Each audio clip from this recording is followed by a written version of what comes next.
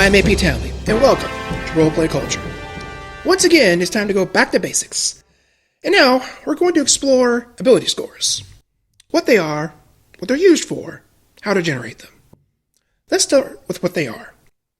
There are 6 ability scores: Strength, Dexterity, Constitution, Wisdom, Intelligence, and Charisma, along with their associated modifiers, but more on that in a bit. So what are ability scores? They're numbers from 1 to 20. They can go a little higher with certain magics and some monsters, but for our purposes, they usually won't exceed 20. Each ability has its own score. Ultimately, they form the basis of how a character can function. How strong they are, tough they are, smart they are, charismatic they are, etc. So, how do we get them? There are 3 ways to generate our 6 ability scores. Make sure to consult your DM on their preferred method. But we'll explore all 3 today, starting with the classic, rolling for your scores. We're going to take 4 6-sided dice, or D6s. Those are the classic dice that most people think of when they imagine what dice look like, probably because of its association with certain gambling games. Incidentally, many D&D dice sets come with 4 D6s, and this is primarily why. Make sure you do this next part at the table with your DM for transparency's sake. We're going to roll those 4 D6s, then we will drop or discard the lowest valued one. We'll add the others together and record the result. Repeat this 5 more times. You have your scores. It's that simple. Randomly generated scores are the classic way of doing things, but they can bring a lot of swinginess to a character where one will have really awesome results and dominate the field, and another will be very mediocre and really struggle. So let's discuss the other ways. You could use a standard array, which is very simple. You just use these numbers. No rolling or anything. Yep, it's that easy. The final way is called customized ability scores. It combines the stability of the array with the variability of rolling. All of your ability scores at this point will start at 8. You will buy increases to your scores with points. You have 27 points to work with. You can't increase a score above 15 with this method. That does not include increases to your ability scores from your lineage or race, as well as feats. We're talking about the base starting score for now. Every increase beyond 8 will cost you 1 point apiece, until you get to 14. Those increases will cost 2 points. For example, if you want to increase our strength from 8 to 12, it'll cost 4 points. But if we wanted to increase it to 15 instead, it's 9. Or just consult the chart on page 13 of the player's handbook. If you want to leave a score to its original 8, it costs you nothing. Remember, you have 27 points to spend between all 6 of your ability scores, so be conservative and prioritize your most important stats for your class and your character choice. To be clear, you assign your score to what the ability you wish. They are not assigned in order that you roll them. You get to decide. But the one thing that is universal, Constitution should probably be your 2nd or 3rd highest stat. We'll get to that in a minute. This way of generating scores might not be the classic way of doing things, but I think I can tentatively say that it has become the most common way of doing things in 5th edition. Well, at least in my neck of the woods anyway. So we have our scores. Now we can take them into the game and use them as is, right? Well, no, sorry. We don't actually use the ability scores directly very often. What we use the most is the ability scores associated modifier. I know this sounds a little weird, but this system has been around for years and years. It's even found its way into other, ttrpgs like Pathfinder, even other video games like the old staple of Knights of the Old Republic, or variations of. So how do we get these modifiers? Well, we're going to use this chart to calculate them. It might sound a little complicated, but I'm going to make it a little easier to remember for you. Our base is 10, which equals 0. Every even number above the base is another plus 1. So 12 is plus 1, 14 is plus 2, so on and so forth. Every odd number below 10 is another minus 1. So 9 is minus 1, 7 is minus 2, so on and so forth. That's how I remember it. So we have our scores and associated modifiers. We should record those on our character sheet. The standard sheet will have a big entry and a little entry for each ability. There's a weird bit of contention among some players about which number should go in which box. Should you put your score in the big box and the modifier in the little one? Or the other way around? Honestly, I don't think it really matters. Pick the one that suits you and just be consistent. For the most part, once you bake your modifier into all the calculations on your sheet, which is another show, by the way, you won't reference your score or modifier very often until it's time to make an increase to them or some changes. More on that later. The exception to this is on the occasion that DM will ask you to make an ability check. When a skill is not appropriate, you would just roll a d20 and add your ability modifier to it. An example of this is like you're trying to bust open a door. You would just make a strength check and add your strength modifier to the d20 you rolled. Your DM will tell you when to do this. You might be wondering how you get increases to your ability scores. Well, your race or lineage will give you some. For instance, a half-orc gets +2 to their strength and +1 to their constitution, for example. Every 4 levels in a class gives you an ability score increase. Fighters and rogues get more, in which you'll get +2 to 1 score or +1 to 2 scores, your choice. Some feats, taken with the DM's permission instead of an ability score increase, can give you an ability score increase, such as with the resilient feat, which gives you +1 to an ability score along with proficiency in that saving throw. So what do you do with different abilities in 5e? Let's go through them one by one. Starting with strength. This one's pretty obvious. But when you swing an axe at someone's face or throw a javelin at them, you're going to use strength. When you make an melee attack or throw a weapon, you'll add your strength modifier to the attack roll, as well as to the damage. Plus or minus, both matter. It also affects how much you can carry, as well as move around and lift. The athletic skill is the only skill associated with the strength score. This skill is used for feats of strength like swimming, jumping, climbing. You are here with me.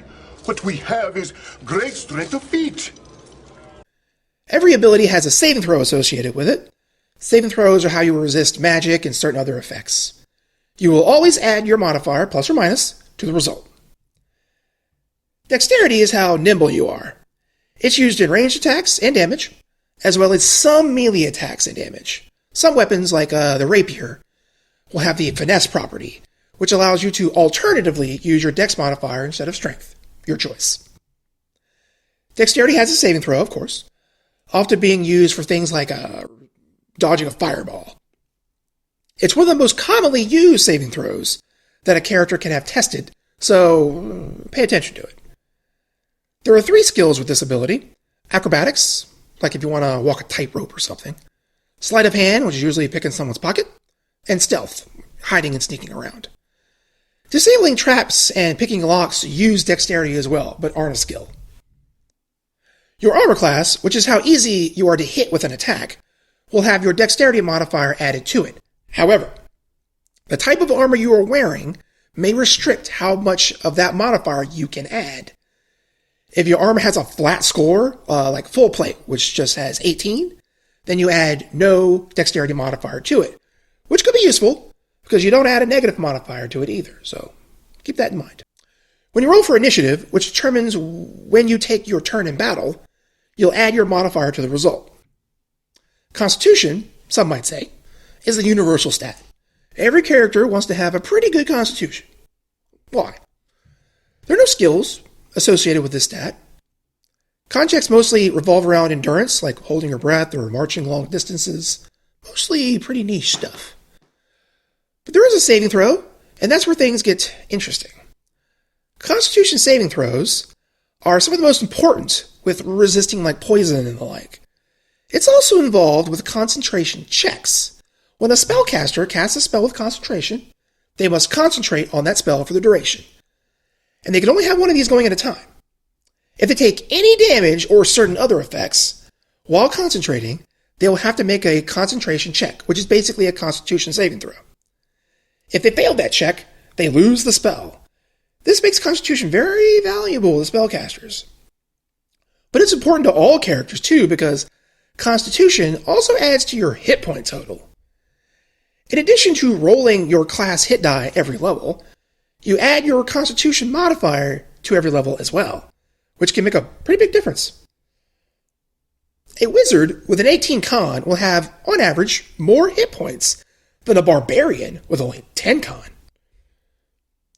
Also, when you take a short rest during the day to regain hit points, you will roll your hit dice to heal damage, but you'll also get to add your con modifier to that as well. Wisdom is our first mental stat, and there are a bunch of skills associated with it. Animal handling is intuiting and training animals. Insight allows you to know when you're being lied to. Medicine can stabilize injuries. Survival lets you track enemies and find food in the wild. Perception measures your general awareness of what's around you. It's perhaps the strongest skill in the game. Wisdom also affects some spellcasting. It's a spellcasting statistic for clerics, druids, and rangers. It adds to those characters' spell saving throw DC and attack rolls. It's important for them, especially the druid and cleric. You usually want wisdom to be your highest stat. Wisdom also has a saving throw. One of the most important, really. Things that target your wisdom save tend to be of the mind control variety, and that can be very bad. Intelligence is a stat mostly utilized by wizards, as well as artificers, if they're allowed. For the same reason as clerics and druids, right? It adds to their spell save DC and attacks, and of course there's an associated saving throw that is pretty rare, to be honest. Unless you're fighting mind flayers, in which, oh boy, is it important. He's here. There are a bunch of intelligence skills. Arcana for knowledge of magic. History for knowledge of, well, history. Investigation is pretty important, which can help you ferret out secrets and hidden things. Nature is knowledge of the natural world, plants and animals and the like. Religion gives you knowledge of the gods and their ways.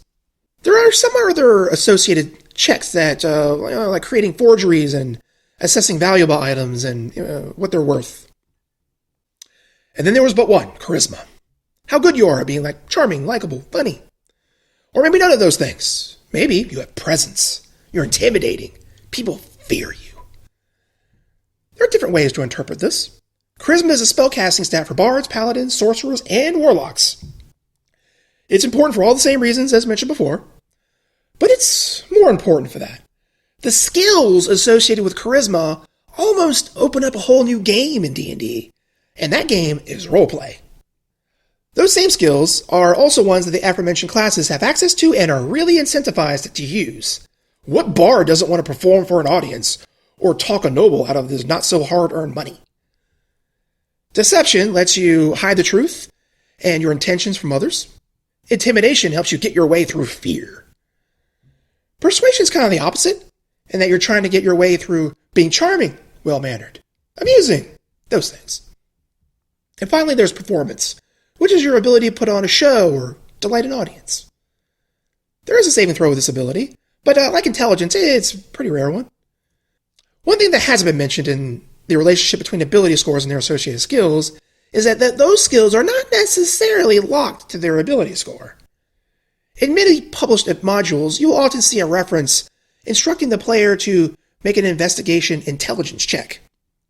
Why is it written that way? Should it be obvious that we use intelligence with investigation? Well, not necessarily. A skill can use a different ability modifier if the situation calls for it. For example, if a character is snooping around through a shopkeeper's ledger looking for clues to a murder, they would make an investigation intelligence check, as normal. But if they went to the local bar and started questioning the patrons for information, well, it's not really intelligence, is it?